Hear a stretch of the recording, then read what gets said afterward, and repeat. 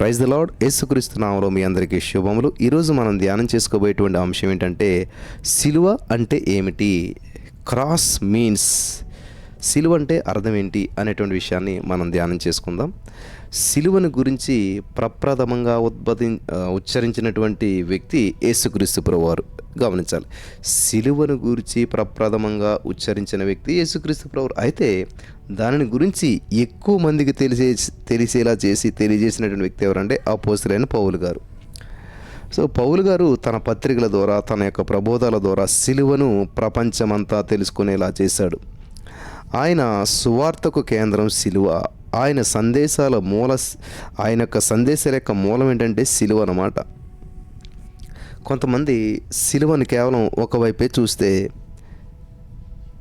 ఈ సిలువను రెండు వైపులా చూశాడు పౌలు గారు. సిలువ లేకుండా ఆయన ఏది బోధించలేదు. సిలువ ప్రాచుర్యంలోనికి రావడానికి పౌలును దేవుడు ఎంతగానో వాడుకున్నాడు.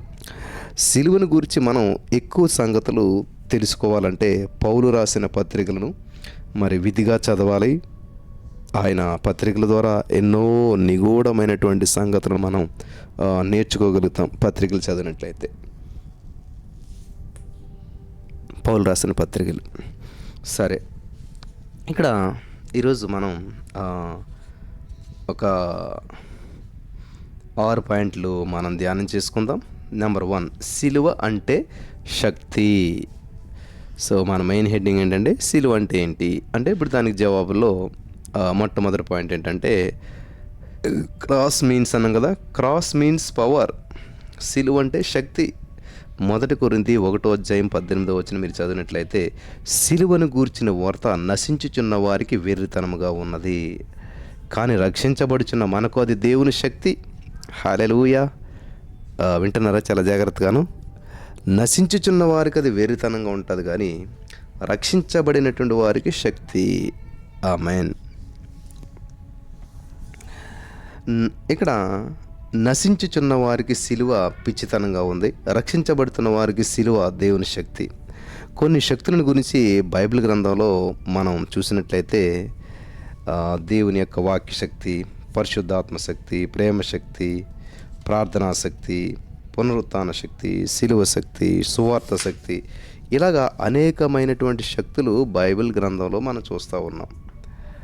జాగ్రత్తగా గమనించినట్లయితే ప్రియులరా, మతనిష్ట కలిగినటువంటి ధర్మశాస్త్రాన్ని పాటిస్తున్నటువంటి యూదులు మరియు వేదాంతం పట్ల ప్రీతి కలిగినటువంటి తమ విగ్రహాలను పూజించుకునేటువంటి గ్రీకు దేశం వారు, ఈ 2 రకాల వారికి కూడా సిలువ తెలివి తక్కువగా తనంగా కనిపిస్తుంది.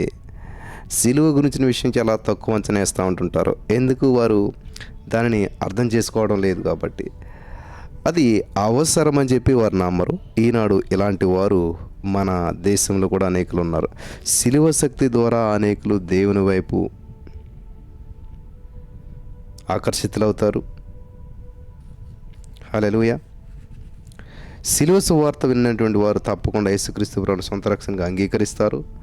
సిలువను ప్రకటించకపోతే మనం తప్పు చేసిన వారం అవుతాం. అందుకే దైవజనులు పాత నిబంధనలో కానీ కొత్త నిబంధనలో కానీ ఏ వచనం తీసి బోధించినా సిలువ లేకుండా వర్తమానాన్ని ముగించకూడదు. ఏ సందేశమైనా సరే సిలువతో ముగించినప్పుడే ఆ ముగింపు బిగింపుగా ఉంటుంది. హల్లెలూయా. అప్పుడే ఆ ప్రబోధం ఫలిస్తుంది. దైవజనులారా, నా ప్రియ దేవుని సంగమా, సిలువను గూర్చి చెప్పడం మర్చిపోకండి ఎక్కడా కూడా. రెండవ విషయం, సిలువ అంటే సమాధానం. Cross means peace. Cross means peace. ఎఫెసీ 2:16 మీరు చదువుకోవచ్చు. తన సిలువ వలన ఆ ద్వేషమును సంహరించి దాని ద్వారా వీరిద్దరిని ఏక శరీరముగా చేసి దేవునితో సమాధానపరచవలనని ఇలాగూ చేసిన గనుక ఆయనయే మనకు సమాధానకారకుడై ఉన్నాడు అని పౌలు భక్తుడు ప్రబోధించాడు. సిలువ అంటే సమాధానం. హల్లెలూయా. దేవునికి స్తోత్రం కలుగును గాక. గమనించాలి ప్రియులారా, సిలువ అంటే సమాధానం. సిలువ అంటే సమాధానం.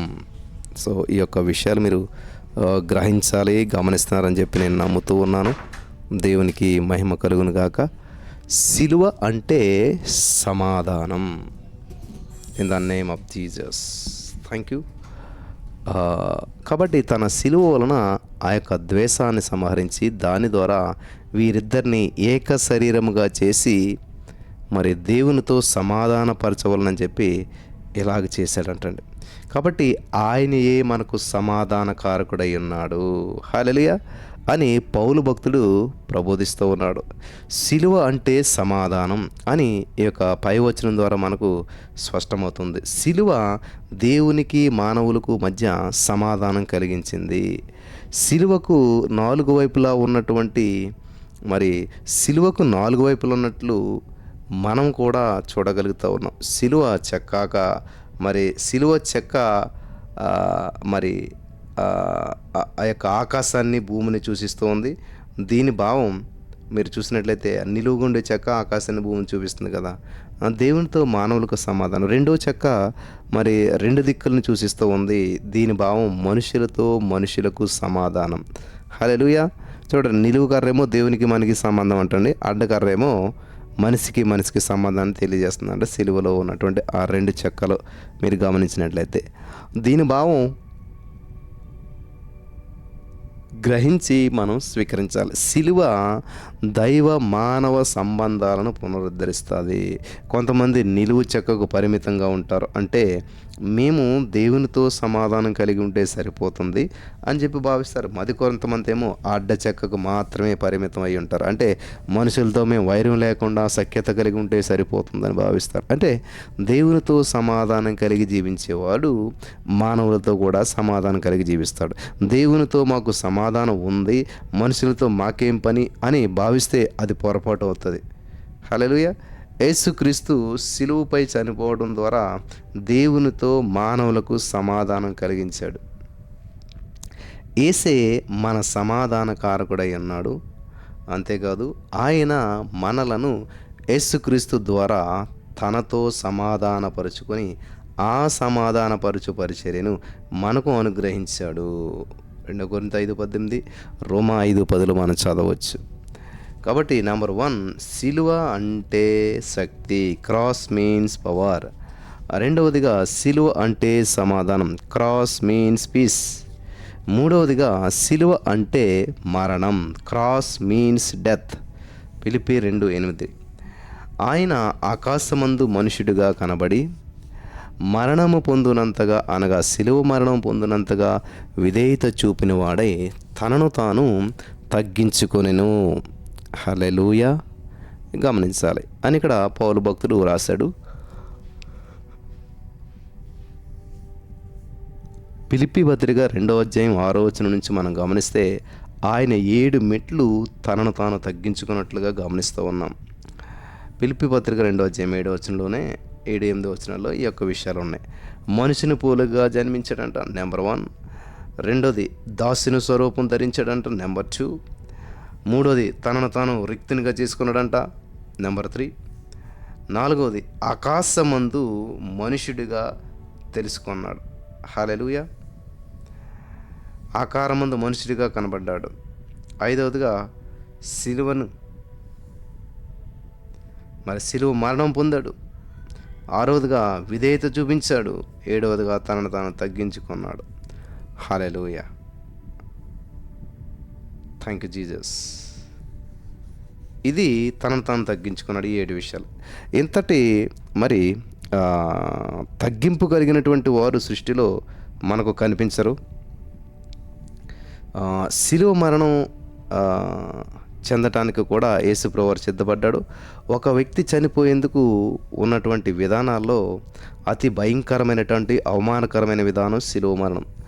రోమీయులు నేరస్తులకు బహిరంగంగా మరణశిక్ష అమలు జరిపేటువంటి విధానమే శిలువ. తండ్రి అయినటువంటి దేవునికి యేసు విధేయుడయ్యాడు. శిలువ అంటే మరణం అని చెప్పి పౌలు భక్తులు ప్రబోధించాడు.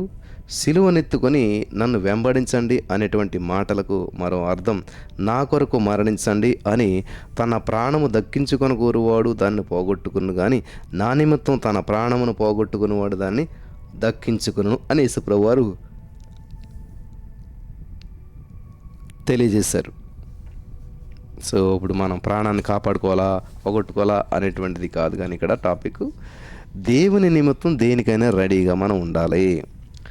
సో ఇక్కడ సిలువ అంటే మరణం, death. Cross means death. Next 4వదిగా సిలువ అంటే సంధి. Cross means reconciliation. కొలసీ పత్రిక 1:20. ఇక్కడ ఆయన నిలువ రక్తము చేత సంధి చేసి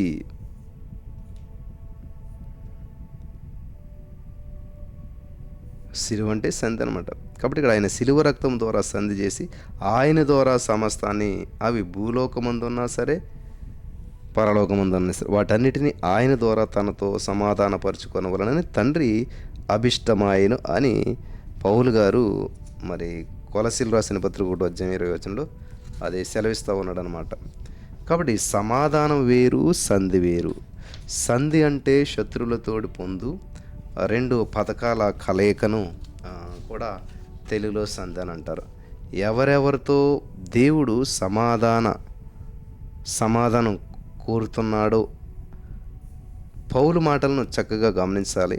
అన్నిటినీ అంటున్నాడు, మానవులు మాత్రమే కాదు, సృష్టిజాలములన్నీ కూడా సమాధాన స్థితిని పొందినవి. సమాధానం మానవులకే కాదు, దూతలకు కూడా అవసరంగా ఉంది. సాతానుకు, అతని దూతలకు కూడా సమాధానం అవసరంగా ఉన్నది. క్రీస్తు యొక్క ప్రాయశ్చిత్త కార్యం ద్వారా దేవునితో సమాధాన పడవచ్చు అని చెప్పి ఆరిజన్ రాశాడనమాట. సో మరో గ్రంథకర్త అయినటువంటి థియోడోర్, పరలోక దూతలు మానవుని పతన కారణమున మానవులపై కోపాన్ని కలిగి ఉన్నప్పుడు వారితో సమాధానపడి అని ఇక్కడ రాయబడి ఉంది. ఇక్కడ మనం చూసినట్లయితే 4 విషయాలు: సంధి యొక్క ఉద్దేశం పరిశుద్ధత, సంధి యొక్క సాధనము శిలువ రక్తము, సంధి యొక్క మరి కారకుడు యేసుప్రభు దేవుడే, సంధి యొక్క విస్తరణ అన్నింటినీ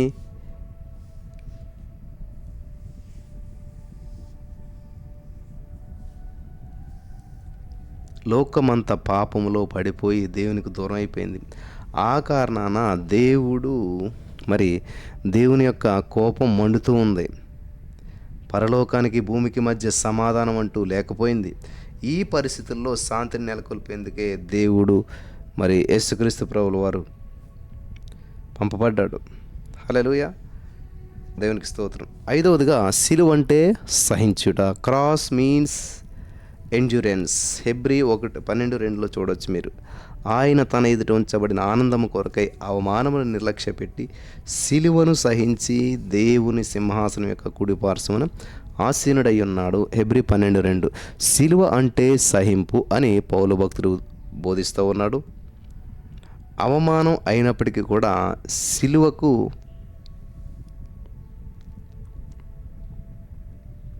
ఒకవైపు శ్రమ, మరొక వైపు ఆనందం. సిలువ తర్వాత ఆనందం ఆయన కొరకు ఎదురు చూస్తూ ఉంది. ఆనందం ఏంటి? బహుశా తండ్రి అయినటువంటి దేవుని సంతోషపెట్టడం, ఆయన ఇచ్చినటువంటి పని పూర్తి చేయడం కావచ్చు, లేకపోతే అనేక మంది కుమారులను మహిమలోకి తీసుకువస్తున్నటువంటి ఆనందం, పాపులకు రక్షణ మార్గాన్ని మరి తెరుస్తున్నానన్న ఆనందం కూడా మనకి అనిపిస్తుంది అనమాట. చివరిగా సిలువ అంటే విజయం. Cross means victory. కొలసీ 2:15 ఉంది. ఆయన ప్రధానులను అధికారులను నిరాయుధులుగా చేసి సిలువ చేత జయోత్సవంతో వారిని పట్టి తెచ్చి బాహాటంగా వేడుకకు కనపరిచింది. కొలసీ పత్రిక 2:15. సిలువ అంటే శక్తిని, సమాధానమని, మరణమని, సందని మరి దేవుడు చేసిన కార్యాలు బట్టి దేవునికి వందనాలు. హల్లెలూయా, హల్లెలూయా. సో ఇక్కడ మనం గమనించినట్లయితే ఇది యేసుక్రీస్తు విజయం. పౌలు గారు యుద్ధానికి సంబంధించిన అలంకారాలు శత్రువును జయించి అఖండ జయోత్సవంతో గొప్ప ఊరేగింపుతో వచ్చేటువంటి అనుకున్నారు. కానీ ఇక్కడ పూర్వం ఆ రోమా శతాధిపతులు శత్రువులను ఓడించి వారిని బానిసలుగా చెరపట్టి జయోత్సవంతో బహిరంగ ఊరేగింపుతో వారిని మరి తోడుకొని వస్తూ ఉన్నారు. అట్లే యేసుక్రీస్తు ప్రభుల వారు అంధకార శక్తులు అనబడినటువంటి ప్రధానులను అధికారులను ఓడించి వారిని పట్టి తెచ్చి వారిని బాహాటముగా వేడుకకు కనపరిచిన కనుక మనం అంధకార శక్తులకు భయపడవలసిన అవసరం లేదు. ధర్మశాస్త్రమునకు కానీ దేవుని ఆరాధనకు కానీ మనం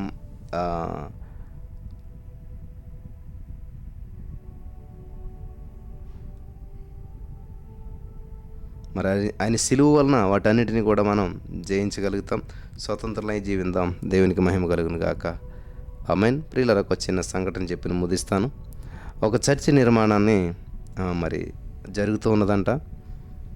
సో క్రింద నుంచి గొర్రెల మంద పోతూ ఉన్నదంట.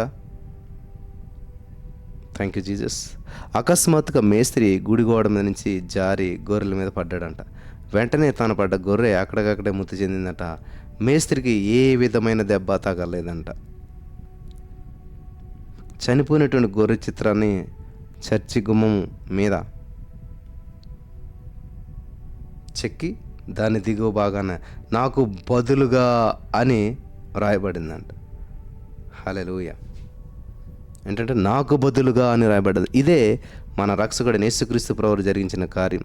ఇదిగో లోక పాపను మోసుకుని పోవు దేవుని గొర్రెపిల్లగా నేను వస్తున్నానని చెప్పి బాప్తిస్మిచ్చి యోహాను యేసుని గురించి తెలియజేశాడు. యోహాను సువార్త 1:29.